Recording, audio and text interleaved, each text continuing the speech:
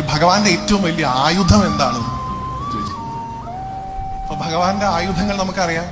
ഭഗവാന്റെ ഏറ്റവും പ്രശസ്തമായിട്ടുള്ള ആയുധമാണെന്ത്? ചക്രം, അല്ലെ? സുദർശനം നമ്മൾ വിളിക്കുന്ന ആ കാലചക്രം, അത് ഭഗവാന്റെ ആയുധമാണ്. ഭഗവാന്റെ ആയുധമായിട്ട് ഗദയുണ്ട്. ഒരു ചെറിയ ശംഖനാദം മുഴക്കി തന്നെ ദുഷ്ടശക്തികളെ ഓടിക്കാൻ കഴിവുള്ള ആളാണ് ഗുരുവായൂരപ്പൻ. ശംഖ് വേണമെങ്കിൽ നമുക്ക് ഭഗവാന്റെ ആയുധമായിട്ട് പറയാം. പത്മം, അതിന്റെ സൃഷ്ടിയുടെ സിമ്പലായിട്ട് ഭഗവാൻ എപ്പോഴും കയ്യിൽ പിടിച്ചുകൊണ്ടിരിക്കുന്ന ആ പത്മത്തെയും നിങ്ങൾക്ക് വേണമെങ്കിൽ ആയുധമായിട്ട് പറയാം.